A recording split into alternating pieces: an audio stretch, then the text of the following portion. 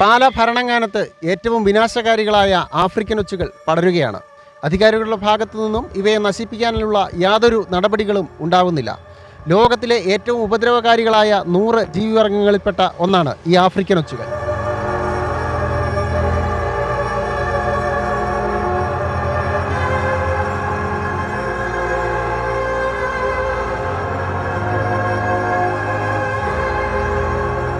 വൻതോതിലാണ് ഈ ഭരണങ്ങാനം ഭാഗത്ത് ആഫ്രിക്കൻ ഒച്ചുകൾ പെരുകുന്നത്. മഴക്കാലത്താണ് ഇവ ഇങ്ങനെ ഇത്രയധികം ശക്തമായിട്ട് ഉണ്ടാകുന്നത്. ഒരൊച്ച ഏകദേശം 500ഓളം മുട്ടകളാണ് ഇടുന്നത് ഒരൊച്ച്. അപ്പം നമുക്കറിയാം അതിൻ്റെ ആ ഒരു എത്രത്തോളമാണത് പടരുന്നതെന്ന്.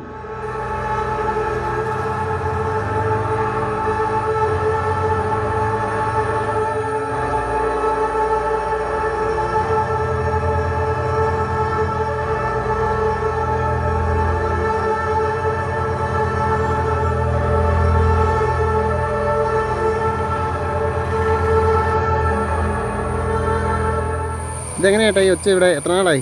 ഇത് ഒരു 5-6 മാസം ആയതാണ്. ഒന്ന് മരുന്നടിച്ച് കളഞ്ഞാണ്, പിന്നെ രണ്ടാമതുണ്ടാകുന്നതാണ്.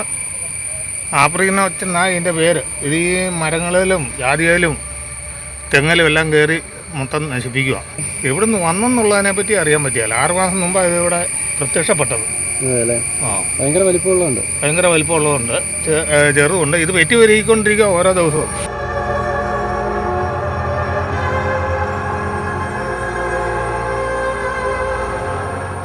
കേരളത്തിലെ പല സ്ഥലങ്ങളിലും ഇവയുടെ ആക്രമണത്തിൽ വലിയ കൃഷിനാശമാണ് സംഭവിക്കുന്നത്.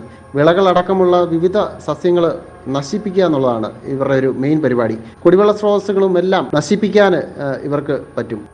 ഒരു വർഷത്തിനുള്ളിൽ ഒരൊച്ച ഏകദേശം 1200 മുട്ട വരെയൊക്കെയാണ് ഇടുന്നത്. ഇത് മുഴുവൻ വിരിയുകയും ചെയ്യും, ഒന്നും നശിച്ചു പോകില്ല, എല്ലാം ഒച്ചകളായി മാറുകയും ചെയ്യും. അതാണ് ഇതിങ്ങനെ വൻതോതിൽ പ്രചരിക്കാനുള്ള ഒരു കാരണം. ഇതിപ്പോൾ നമ്മുടെ ഭരണങ്ങാനം മേരിഗിരി ഭാഗത്താണ് ഈ റബ്ബർ തോട്ടങ്ങൾ കേന്ദ്രീകരിച്ച് വൻതോതിൽ പെരുകുന്നത്.